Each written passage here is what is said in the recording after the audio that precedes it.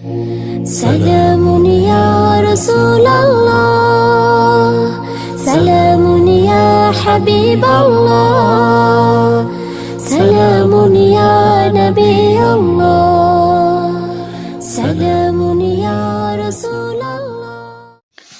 بسم اللہ الرحمن الرحیم۔ علم تری ان اللہ یزجی سحابا ثم یؤلف بینہ ثم یجعلہ رکاما فتری الودق یخرج من خلالہ وینزل من السماء من جبال فیہا من برد فیصیب بہ من یشاء وَيَصْرِفُهُ عَمَّن يَشَاءُ يَكَادُ سَنَا بَرْقِهِ يَذْهَبُ بِالْأَبْصَارِ۔ سورۃ نور کی آیت نمبر 43 سے ہم شروع کر رہے ہیں۔ اللہ تعالیٰ نے فرمایا ہے، علم تری، کیا نہیں دیکھا آپ نے یا غور نہیں کیا، ان اللہ کہ بے شک اللہ تعالیٰ یزجی چلاتا ہے نرم نرم سحاباً بادلوں کو، ثم پھر یؤلف ملا ڈالتا ہے بینہ درمیان اس کے، ثم یجعلہ پھر کر دیتا ہے اس کو رکاماً طے بطے یا پے در پے، فتری الودق پھر دیکھتا ہے تو ودق کہ می یا بارش نکلتی ہے، یخرج نکلتی ہے من خلالہ اس کے درمیان سے، وَيُنَزِّلُ اور اتارتا ہے وہ من السماء آسمان سے، من جبال فیہا آسمان سے پہاڑوں کی طرح، اس میں من برد برف ہے یا سردی ہے، فَيُصِيبُ پس پہنچا دیتا ہے بہ اس کو یشاء جس کو چاہتا ہے، وَيَصْرِفُهُ اور پھیر دیتا ہے اس کو عَمَّن يَشَاءُ جہاں چاہتا ہے یا پھیر کر لے جاتا ہے اس کو، یکاد قریب ہے سنا برقہ چمک یا بجلی اس کی، یذہب وہ لے جائے بالابصار ان کی بینائی کو یا ان کے دیکھنے کی طاقت کو۔ اللہ تعالیٰ نے قرآن کریم میں یہ ارشاد فرمایا ہے کہ آپ نے اے لوگو غور نہیں کیا کہ اللہ تعالیٰ ہی کی ذات ہے جو چلاتا ہے آہستہ آہستہ بادلوں کو، کہ بادل کہیں ٹکڑوں کی شکل میں ہوتے ہیں، سائے بنے ہوتے ہیں تھوڑے تھوڑے، تو پھر وہ چلتے ہیں، بادل چلتے رہتے ہیں، پھر وہ ان کو چلاتا ہے، اور پھر آہستہ آہستہ وہ ٹکڑے جب چلتے ہیں اللہ تعالیٰ کے حکم سے تو پھر وہ مل جاتے ہیں، پھر اکٹھا ہو جاتے ہیں، پھر جب وہ بادل سارے چھوٹے چھوٹے ٹکڑے جو آہستہ آہستہ چلتے ہوئے اکٹھا ہو جاتے ہیں تو پھر اللہ تعالیٰ ان ٹکڑوں کو یعنی جوڑ دیتا ہے، وہ ٹکڑے جو ہیں چلتے ہیں اور پھر اکٹھا ہو جاتے ہیں، وہ سارے ٹکڑے جو ہیں ان کو ثم یجعلہ کر دیتا ہے ان بکھرے ہوئے ٹکڑوں کو، رکامن ٹکڑوں کو یعنی اکٹھا کر دیتا ہے، فتری الودق پھر ان کو طے بطے کر دیتا ہے، یعنی اوپر نیچے بھی ہو جاتے ہیں، اکٹھا بھی ہو جاتے ہیں، پھر کیا ہوتا ہے کہ پھر گٹا بن جاتی ہے، یخرج من خلالہ پھر نکلتا ہے ان سے می یعنی بارش، پھر بارش برسنے لگتی ہے، ان سے بادلوں سے پانی نکلتا ہے، بارش بن جاتی ہے، وَيُنَزِّلُ اور پھر اتارتا ہے من السماء آسمان سے، من جبال فیہا کیا اتارتا ہے آسمان سے، پھر اس بارش کے اندر پھر برف کے اولے ہوتے ہیں اور وہ برسنے لگتی ہے اس میں، من برد برف یعنی ٹھنڈک یا سردی کہہ لیں، برد اولوں کو کہتے ہیں، برف کو بھی کہتے ہیں، اور جبال پہاڑ پھر وہ برف برسنے لگتی ہے اولوں کی شکل میں، تو وہ پھر جمنے لگتی ہے پہاڑوں کے، پھر وہ بن جاتی ہے برف کے پہاڑ بن جاتے ہیں، کہ اتنے پہاڑ کے وہ برف ہی برف ہر طرف ہو جاتی ہے، تو فَيُصِيبُ بِهِ مَن يَشَاءُ پھر اللہ تعالیٰ جس کو اس برف کے ذریعے نقصان دینا چاہتا ہے تو وہاں پر وہ پہنچا دیتا ہے، کیونکہ اللہ تعالیٰ قادر ہے، کریم ہے، پانی کا عذاب کہیں، کہیں برف کا، کہیں گرمی کا، کہیں قید کا، تو اس طرح بھی اگر کوئی بندہ اس کی حضور نافرمانی کرتا ہے یا جس پر وہ ناراض ہو جاتا ہے، تو اللہ تعالیٰ فرماتا ہے کہ تم لوگ غور نہیں کرتے کہ کس طرح سے میں آہستہ آہستہ بادلوں کو چلاتا ہوں، پہلے ٹکڑے ہوتے ہیں، پھر ان کو جوڑ دیتا ہوں، اور پھر وہ ٹکڑے جڑ جاتے ہیں، پھر ان میں سے تہ بتہ جم جاتے ہیں، پھر کالی گٹھائیں بن جاتی ہیں، پھر ان سے پانی نکلتا ہے، یعنی بارش برسنے لگتی ہے، اور پھر یوں بھی ہوتا ہے کہ بارش کے اندر جو ہے وہ برف بھی برسنے لگتی ہے، برف کے اولے برستے ہیں، اور وہ آسمان سے اس طرح برف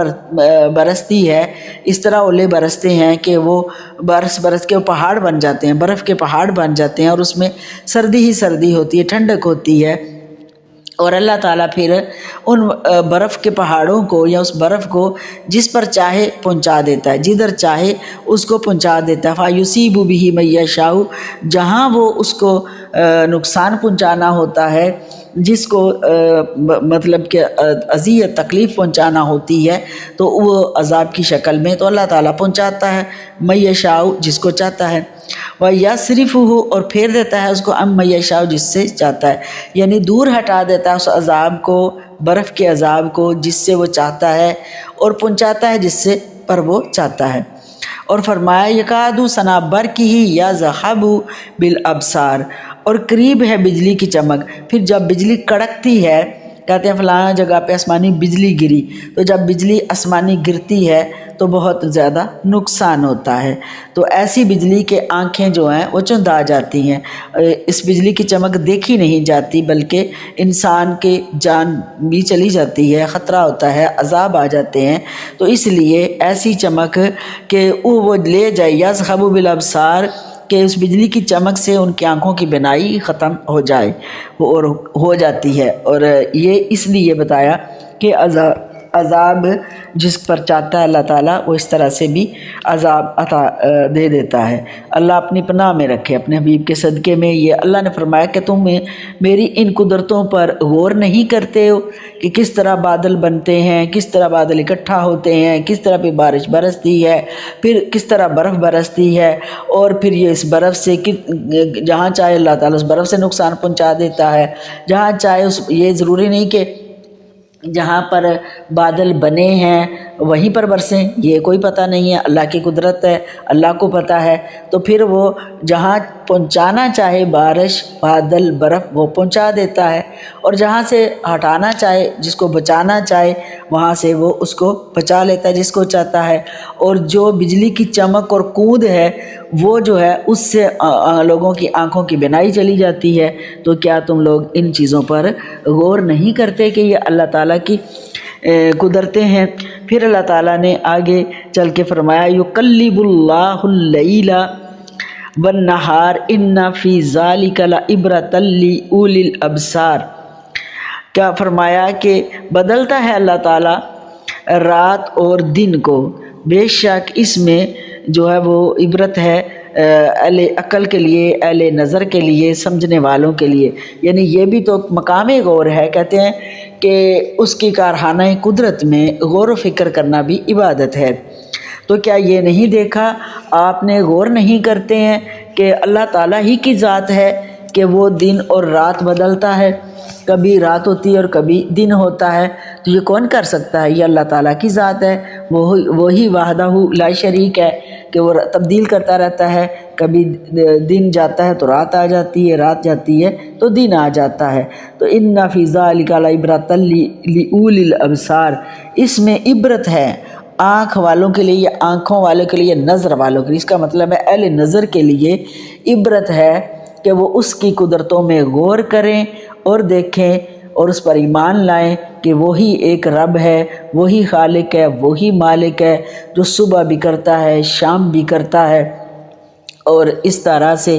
بادلوں کا برسانا، ستاروں کا چمکنا، یہ آسمان، یہ زمین، یہ بہار، یہ پانی، یہ آبشار، یہ قطرات، یہ حشرات نشرات، اس سب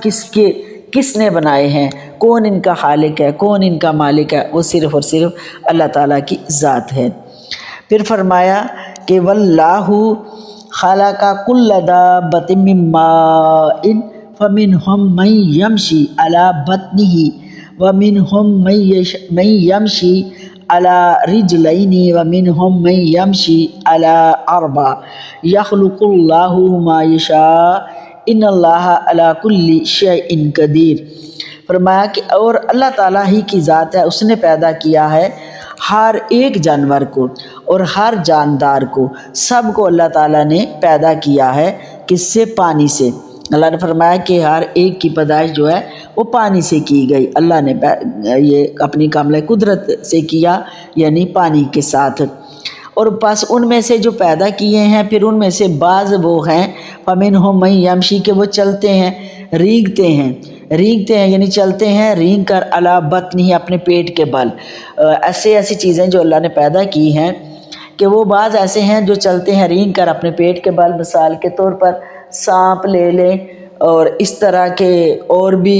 مینڈک اور جو چیزیں، کچھوے، زمینی چیزیں، پانی کی چیزیں جو چلتی ہیں زمین پر رینگ کر چلتی ہیں، تو یہ بھی اللہ تعالیٰ کی مخلوق ہے اور اللہ نے ہی ان کو پیدا کیا ہے۔ وَمِنْهُم مَّن يَمْشِي اور بعض ان میں سے وہ ہیں جو چلتے ہیں علی رجلین دو ٹانگوں پر، یعنی دو ٹانگوں پر چلتے ہیں۔ بہت سارے جانور ایسے ہیں، مرغیاں ہیں اور پرندے ہیں، بطخیں ہیں، یہ سارے کے سارے جو ہیں دو ٹانگوں پر چلتے ہیں۔ تو اس طرح سے یہ بھی اللہ کی قدرت ہے، یہ زمین پر چلتے رہتے ہیں۔ وَمِنْهُم مَّن يَمْشِي اور بعض ان میں سے وہ ہیں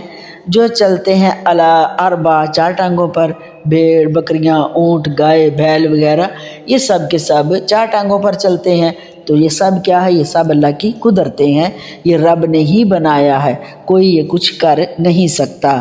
یخلق اللہ پیدا فرماتا ہے اللہ تعالیٰ، من یشاء جو چاہتا ہے، اللہ تعالیٰ جو چاہتا ہے وہ پیدا کرتا ہے، اس نے ہی پیدا کیا ہے، یہ سب اسی کی قدرتیں ہیں۔ اے لوگو پھر تم کہاں پھرے جاتے ہو؟ بس وہی ایک رب ہے، وہی سجدہ کے لائق ہے، وہی بندگی کے لائق ہے، وہی وحدہ لا شریک ہے۔ ان اللہ علی کل شیء قدیر بے شک اللہ تعالیٰ ہر چیز پر قدرت رکھتا ہے، رب قادر ہے، وہ کریم ہے، وہ اتنی قدرت ہے، اس کی ہر جگہ اس کی قدرت ہی ہے۔ وہ زندہ سے مردہ کو پیدا کر لیتا ہے اور مردہ سے زندہ پیدا کرتا ہے۔ دیکھ لیں کہ پہلے زندہ، اگر مثال کے طور پر مرغی ہے، بطخ ہے، جو چیزیں، پرندے، جانور جو انڈے دیتے ہیں تو وہ انڈا مردہ ہی تو ہوتا ہے، پھر اسی مردہ سے پھر دوبارہ بچہ نکلتا ہے، پھر وہ زندہ پیدا ہوتا ہے۔ اور اللہ تعالیٰ ہر طرح سے، ہر حوالے سے ہر چیز پر قادر ہے، وہ زندہ کو مردہ، مردہ کو زندہ پیدا کر سکتا ہے۔ ماں باپ کے رحم میں اگر بچہ پرورش پاتا ہے تو وہ بھی اسی کی قدرت ہے، جو جانور زمین پر چلتے ہیں وہ بھی اسی کی قدرت ہے۔ اور ان سب کو کس سے پیدا کیا؟ پانی سے، اور انسان کو بھی پانی ہی سے پیدا کیا گیا ہے۔ یہاں پر ایک بات آ گئی ہے ضمناً، بات بڑی نہ ہو جائے، بس مختصر، کہ انسان کو بھی پانی سے پیدا کیا گیا۔ اللہ تعالیٰ نے یہاں قرآن پاک میں ارشاد فرما دیا کہ ہر ایک کو پانی سے پیدا کیا ہے، اور ان کی قسمیں بھی آگے مزید بتا دی کہ یہ بھی ہو سکتے ہیں، یہ بھی ہیں، یہ بھی ہیں سارے۔ اور فرمایا کہ یہ جو ترجمہ قرآن پاک کا، آپ عرفان القرآن کا ترجمہ پڑھا کریں، کچھ قرآن پاک کے ترجمے سارے ہر ایک نے اپنے اپنے ادوار میں لکھے ہیں، تو جس میں یہ لکھا ہوا ہے 30ویں پارے کے اندر، آخری سورت اقرا کے اندر غالباً یہ لکھا ہے کہ سورہ الگ کے اندر، الگ کا معنی جو لکھا ہوا ہے کہ انسان کو خون سے پیدا کیا گیا، تو ایسا نہیں ہے، بلکہ ایک سائنسدان جو ہے وہ بالکل بھٹکنے کے قریب تھا، کیونکہ اس کی سائنس نے کہا کہ پانی سے انسان پیدا ہوتا ہے، اور قرآن کا ترجمہ اس نے پڑھا تھا خون سے پیدا ہوتا ہے۔ پھر وہ کسی دنیا پوری سے گھوم پھر کر آیا تو اس کو اس کے سوال کا جواب نہیں ملا تھا، اور پھر وہ بلاہر مدینہ پاک میں آیا، اور مدینہ پاک میں ہمارے شیخ الاسلام جو ہیں وہ مدینہ پاک میں اس وقت حضور پاک صلی اللہ علیہ وسلم کے دربار میں حاضر تھے، تو یہ سوال انہوں نے قبلہ قائد محترم کے سامنے رکھا، تو قبلہ نے فرمایا کہ انسان، سائنس بھی ٹھیک کہتی ہے، قرآن ٹھیک کہہ رہا ہے، جو الگ کا معنی خون نہیں ہے، جمع و لوتھڑا ہے، اور انسان پانی سے پیدا کیا گیا ہے۔ اور یہ اس آیت کا حوالہ بھی دیا جو بھی میں نے آپ کے سامنے پڑھی، یہ بھی، اور کئی جگہ پر اور بھی آیا ہے اس کا ذکر، تو یہ بھی پڑھ کے سنائی کہ ہر چیز کو اللہ تعالیٰ نے، جو جاندارن کو بھی پانی سے پیدا کیا اور انسان کو بھی پانی سے پیدا کیا، خون سے پیدا نہیں کیا۔ اب اس پر ایک بہت بڑی تفصیل ہے، وہ انشاءاللہ پھر کسی وقت، کیونکہ ابھی اتنا ٹائم نہیں ہوتا، تو بے شک اللہ تعالیٰ علی کل شیء قدیر، ہر چیز پر قدرت رکھتا ہے، وہ قادر ہے، جو چاہے وہ کر سکتا ہے۔ لقد انزلنا آیات مبینات واللہ یہدی من یشاء الی صراط مستقیم، البتہ بے شک نازل کی ہم نے آیات یا روشن دلیلیں یا واضح دلیلیں، یعنی صاف صاف باتیں ہم نے آپ کو بتا دی، صاف صاف قوانین بتا دیے، کوئی لگی لپٹی بات نہیں رکھی۔ قرآن پاک نے ہر چیز کا ذکر بڑے کھلے اور واضح انداز میں کر دیا۔ واللہ، اور اللہ تعالیٰ یہدی ہدایت دیتا ہے ہمیشہ جس کو چاہتا ہے، الی صراط مستقیم، سیدھے رستے کی طرف۔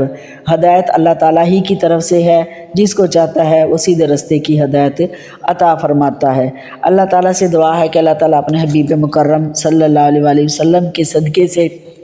ہمیں کامل ہدایت عطا فرمائے، کامل ایمان، کامل ہدایت، کامل استقامت عطا فرمائے۔ واخر دعوانا ان الحمد للہ رب العالمین۔